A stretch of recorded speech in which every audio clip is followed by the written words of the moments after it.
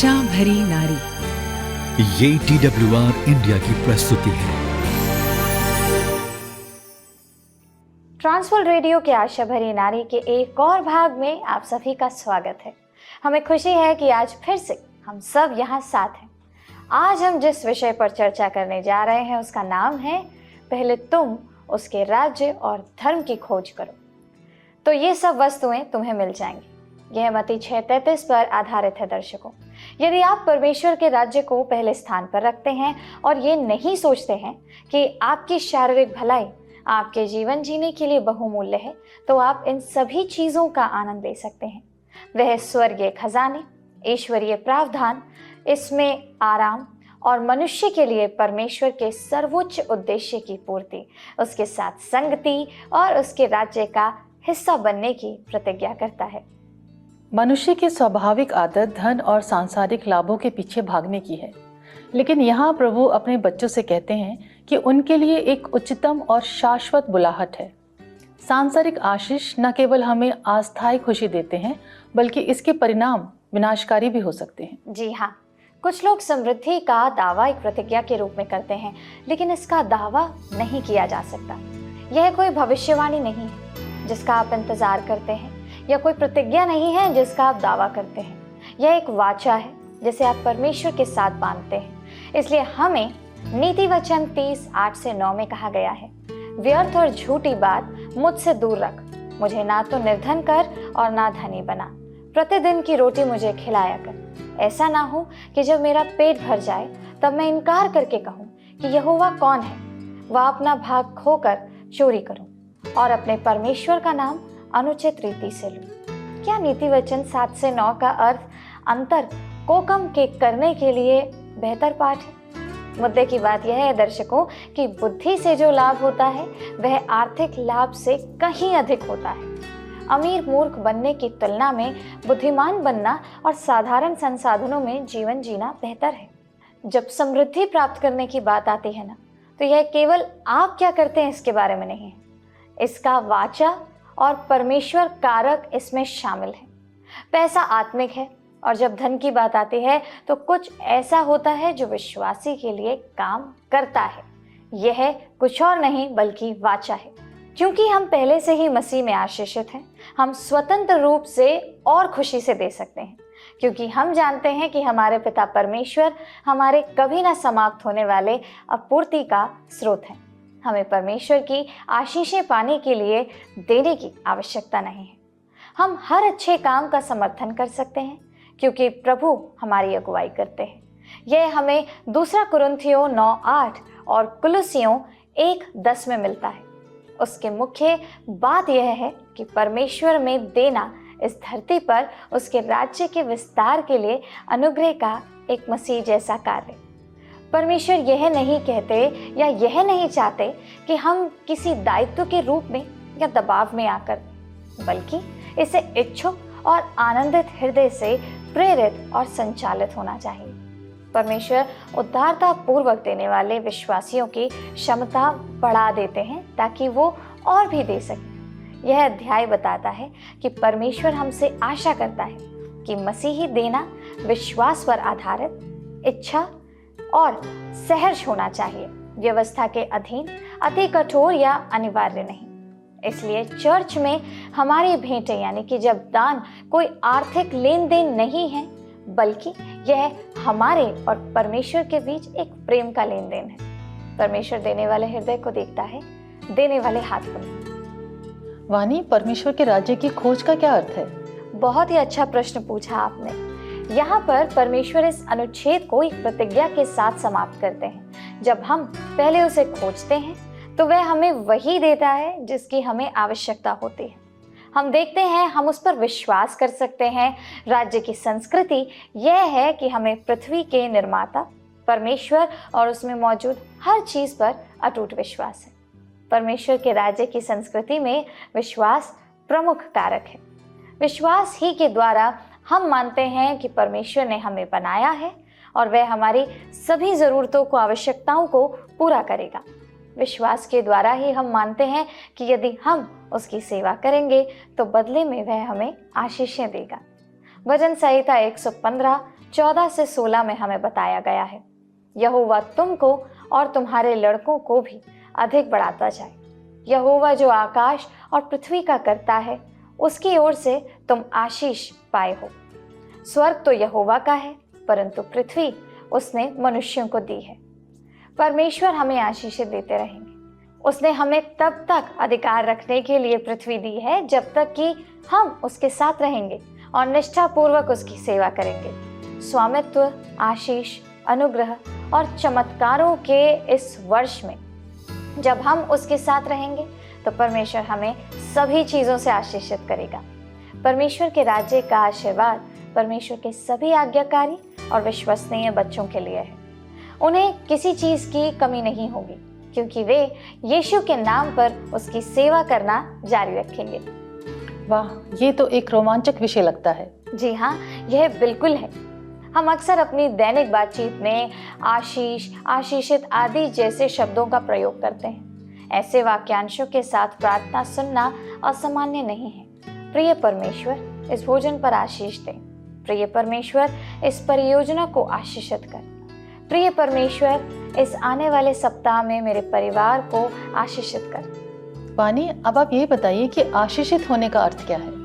यह बिल्कुल उसी तरह है जैसे हम प्रेम शब्द का उपयोग करते हैं, जो घनिष्ठ प्रेम को प्रदर्शित नहीं करता है बल्कि स्नेह को प्रदर्शित करता है।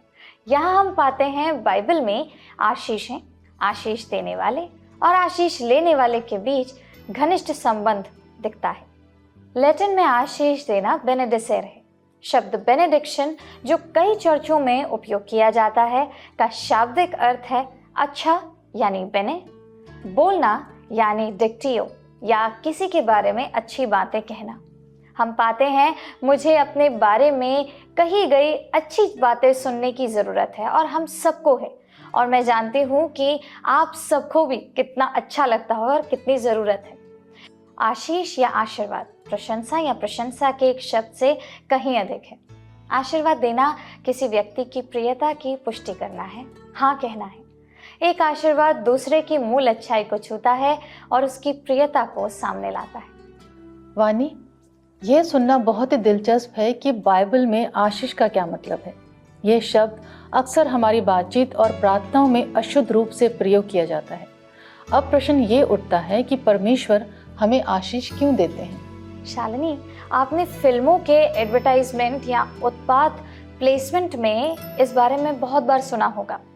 वहाँ पर बोलते हैं फिल्मों को किसी भी तरह की कहानी में उत्पादों के नाम डालने के लिए धन मिलता है। एक कंपनी ने पासबानों को $1000 जीतने का अवसर और लंदन की मुफ्त यात्रा का प्रस्ताव दिया अगर वे इस बात का सबूत भेजें कि उन्होंने अपने प्रचार में एक विशेष फिल्म का उल्लेख किया है। मैं आपको यह नहीं बताऊंगी कि फिल्म कौन सी थी, लेकिन यह एक अच्छी फिल्म है। यह विश्वास के मुद्दों से जुड़ा है, लेकिन हम ऐसे समाज में रहते हैं जो विज्ञापनों से चलता है, जहां कोई पासबानों को अपने प्रचारों में उत्पाद प्लेसमेंट करने के लिए धन देने का प्रस्ताव दे रहा है। यह इस बात का आदर्श उदाहरण है कि हम अपनी आशीषों का किस तरह उपयोग करते हैं। यह परमेश्वर की योजना नहीं है। परमेश्वर आपको आशीष देने की योजना बना रहा है ताकि आप दूसरों के लिए आशीष बन सकें। आइए अब बाइबल के आशीर्वादों या आशीषों पर चर्चा करें। इन्हें इस तरह से दिया जा सकता है: परमेश्वर का मनुष्य के लिए, मनुष्य का परमेश्वर के लिए, मनुष्य का मनुष्य के लिए। ये तीनों प्रकार के आशीर्वाद बाइबल में लगभग समान आवृत्ति यानी कि बारंबार होना के साथ पाए जाते हैं। मनुष्य से परमेश्वर के लिए आशीर्वाद भजन संहिता और नीति वचन जैसी पुस्तकों में अधिक बार दिखाई देता है। वानी, क्या आप इसको मेरे लिए और दर्शकों के लिए एक बार फिर से अच्छे से समझाएंगी? जी हाँ, बिल्कुल। आइए मिलकर समझते हैं। सबसे पहला, मनुष्य के लिए परमेश्वर की आशीष। उत्पत्ति 1:28 में है, और परमेश्वर ने उनको आशीष दी और उनसे कहा, फूलो फलो और पृथ्वी में भर जाओ और उसको अपने वश में कर लो। परमेश्वर आशीष देते हैं, आदेश नहीं।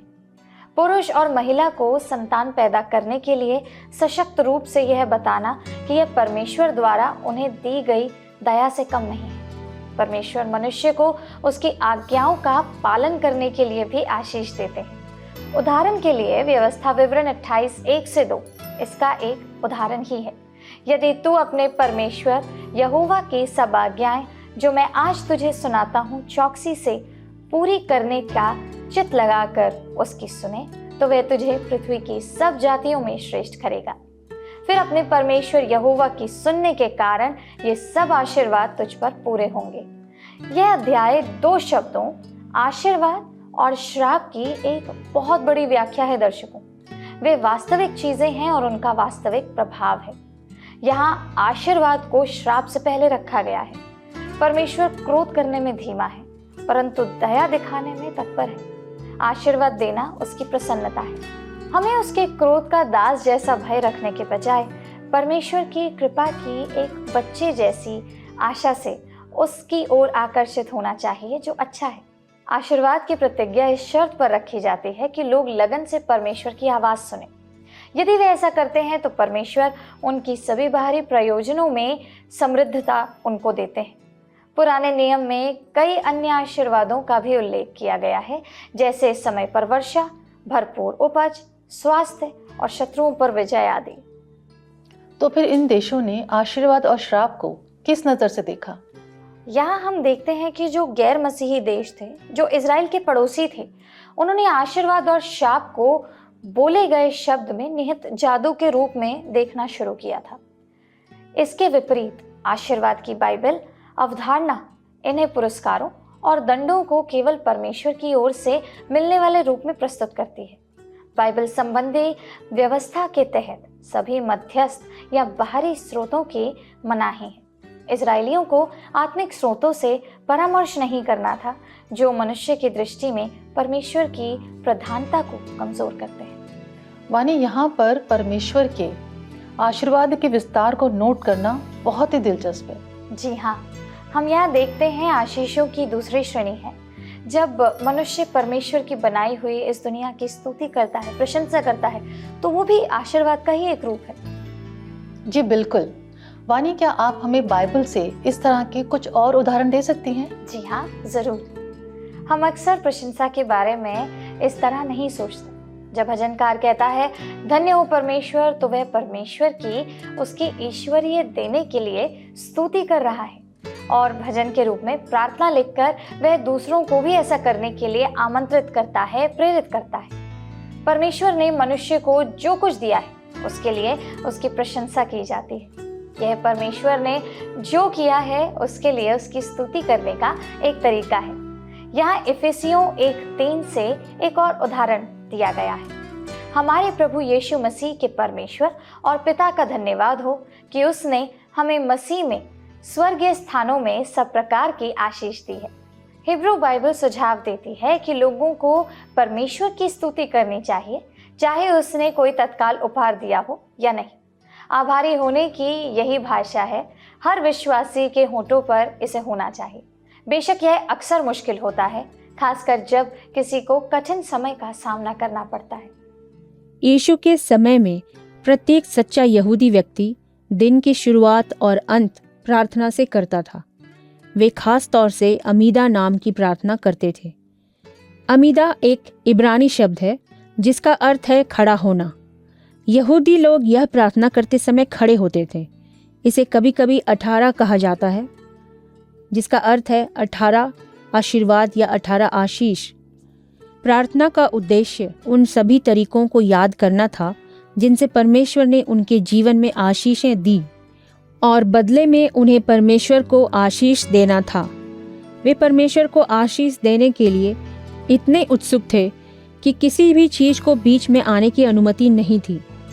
उदाहरण के लिए, दिन की पहली और आखिरी गतिविधि के रूप में इस प्रार्थना को प्रतिदिन कई बार करने की आवश्यकता के बारे में एक प्राचीन रब्बी की शिक्षा है।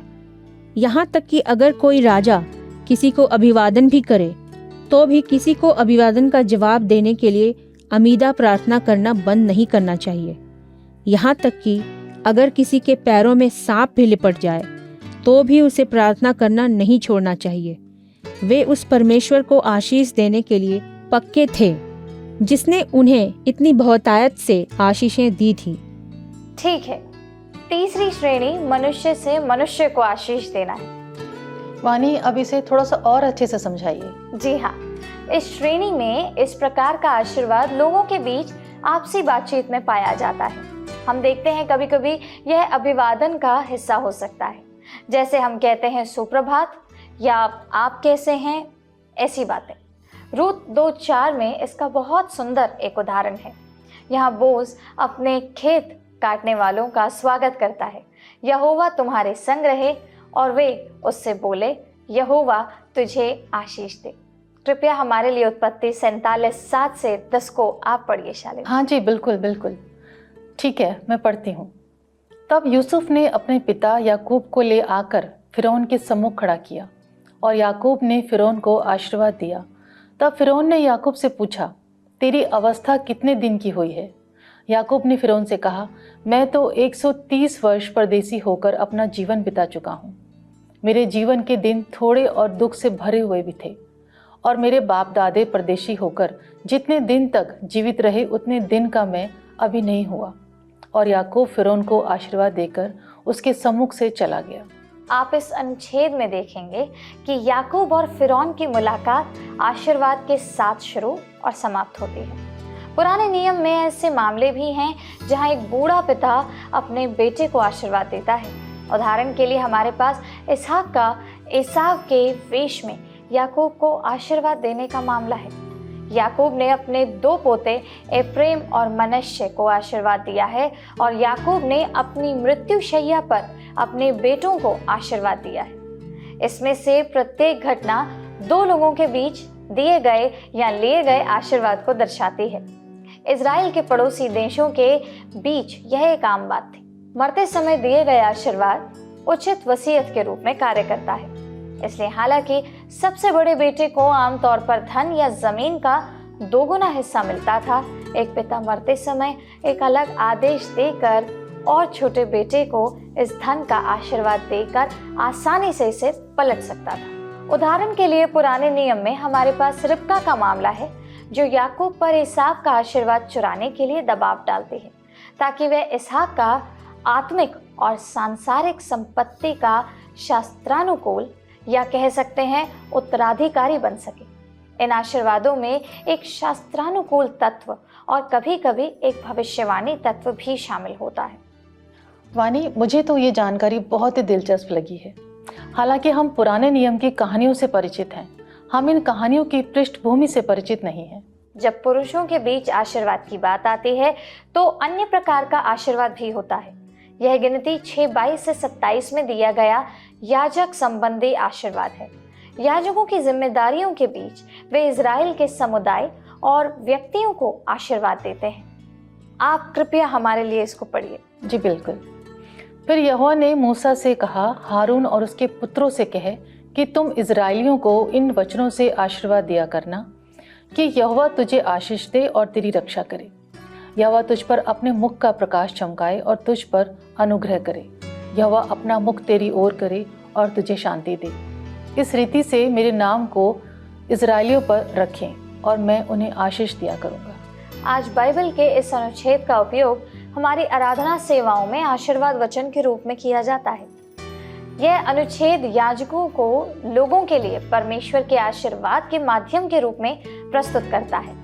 याजक लोगों को आशीर्वाद देते हैं और परमेश्वर याजकों को आशीर्वाद देते हैं, या याजक लोगों को आशीर्वाद देते हैं और वह आशीर्वाद अनिवार्य रूप से परमेश्वर से आता है। याजकीय आशीर्वाद की यह श्रेणी परमेश्वर के आशीर्वाद और दूसरे मानव के आशीर्वाद का एक अनोखा मेल है। परमेश्वर का आशीर्वाद परमेश्वर और मनुष्य के बीच घनिष्ठ संबंध को दर्शाता है, जो इस बात का प्रमाण है कि वह स्वयं को परमेश्वर के पक्ष में पाता है। जब कोई कहता है परमेश्वर का धन्यवाद है, तो हमारे पीछे यही काम करता है। यह हमारी उपलब्धियों पर या किसी गंभीर दुर्घटना से बचने पर कोई हमें शुभकामनाएं देता है। यह इस तथ्य को दोहराता है कि यह मुख्य रूप से परमेश्वर की कृपा और आशीर्वाद के साथ हमारी सफलता का मेल है। जीवन में कई चीजें हमारे आनंद में बाधा डालने और उसे छीनने की कोशिश करती हैं। आनंद उस बहुतायत के जीवन का एक हिस्सा है जो मसीह हमें देने के लिए आया था। शैतान हमेशा आएगा और उसे मारने, चोरी करने और नष्ट करने का प्रयास करेगा। लेकिन दर्शकों, इसलिए हमारे अच्छे चरवाहे प्रभु यीशु मसीह ने कहा, चोर किसी और काम के लिए नहीं परंतु केवल चोरी करने और घात करने और नष्ट करने को आता है। मैं इसलिए आया कि वे जीवन पाएं और बहुतायत से पाएं। यहूदी लोगों को प्रार्थना करने के लिए शब्द भी दिए गए। आमतौर पर यदि प्रार्थना भोजन के लिए होती तो वे प्रार्थना ऐसे नहीं करते, इस भोजन पर आशीष दें।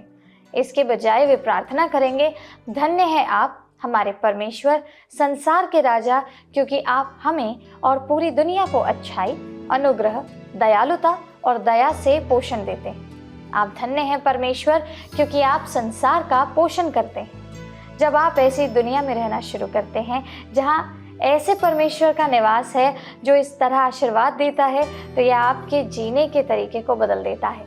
यह आपका नजरिया, आपका दृष्टिकोण, आपका रवैया बदल देता है। लेकिन वानी, जब हम अपने जीवन में कठिन समय से या कठिन परिस्थितियों से गुजरते हैं तब क्या होता है? यीशु ने इस बात को बताया है। यीशु ने अपने अनुयायियों को एक सुखी, आरामदायक जीवन देने की प्रतिज्ञा नहीं की थी।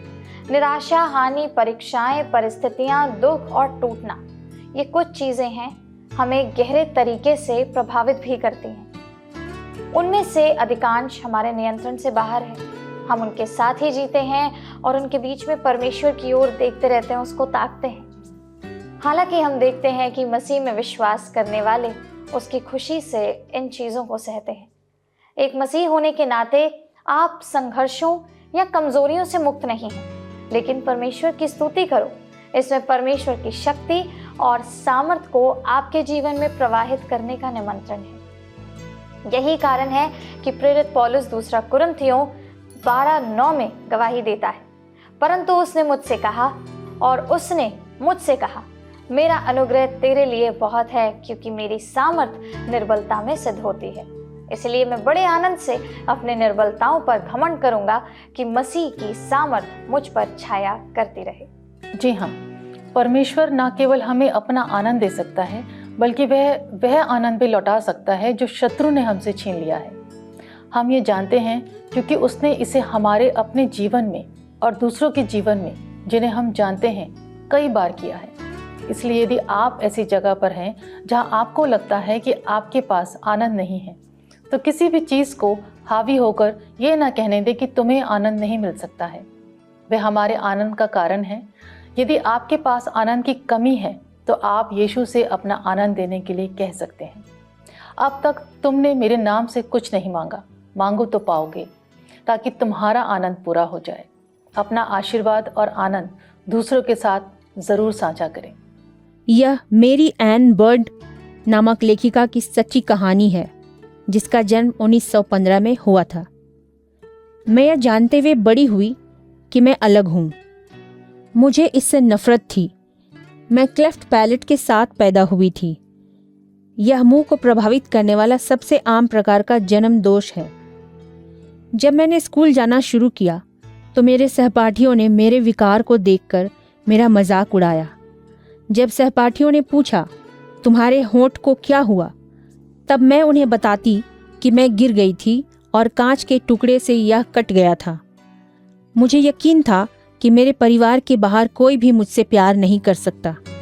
दूसरी ग्रेड की कक्षा में एक शिक्षिका थीं, श्रीमती लियोनार्ड। हम उन्हें बहुत पसंद करते थे। हर साल हमारे कानों की जांच होती थी, जिससे हमारा श्रवण परीक्षण होता था। श्रीमती लियोनार्ड ने कक्षा में सभी की जांच की। आखिरकार मेरी बारी आई।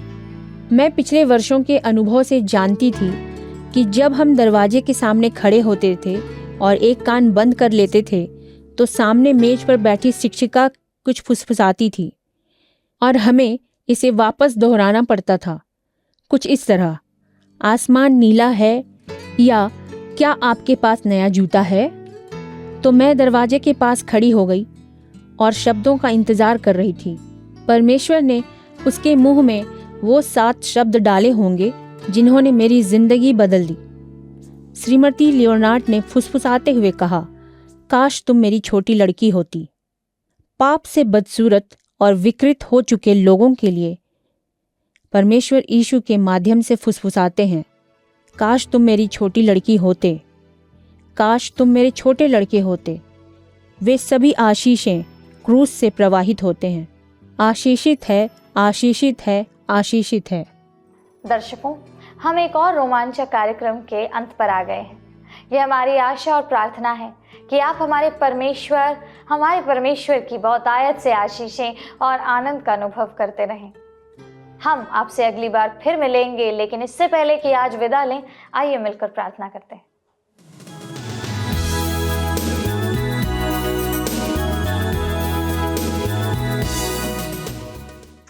तो आइए हम प्रार्थना करते हैं। धन्यवाद पिता परमेश्वर, हम आपका धन्यवाद करते हैं कि आपने आज का ये सुंदर दिन हमें दिखाया है।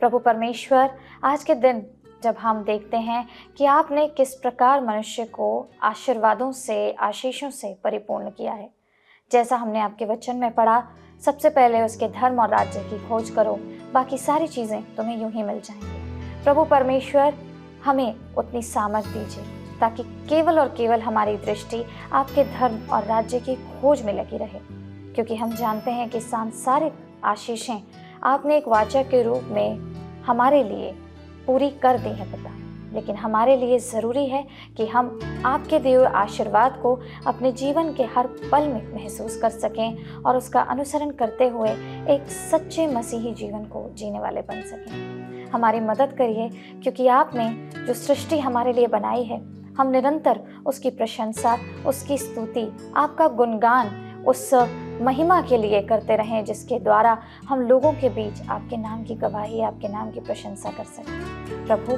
हम आपका धन्यवाद करते हैं कि आप हमें खाने के लिए खाना, पहनने के लिए कपड़े, इतनी सुंदर सृष्टि और अपनी आशीषों से हमें परिपूर्ण रखते हैं। बाधाओं, समस्याओं, परिस्थितियों को किस तरह से नियंत्रित करना है वो आप हमसे बेहतर जानते हैं।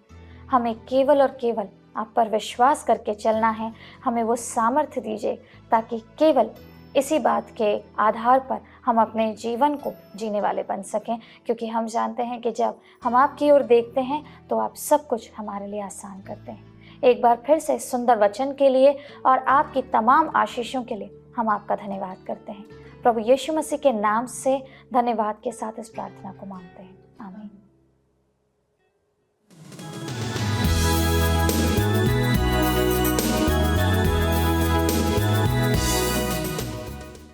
तो प्रिय दर्शकों, हमें बेहद उम्मीद है कि हमारी तरह आप भी आज के इस भाग से आशीषित ज़रूर हुए होंगे। और अगर आपको आज का कार्यक्रम पसंद आया, आप आशीषित हुए, तो स्क्रीन पर आ रहे नंबर पर मिस कॉल देना मत भूलिएगा। हम आपसे अगले हफ्ते फिर मिलेंगे, इसी वक्त, इसी जगह। प्रभु आपको आशीषित करे।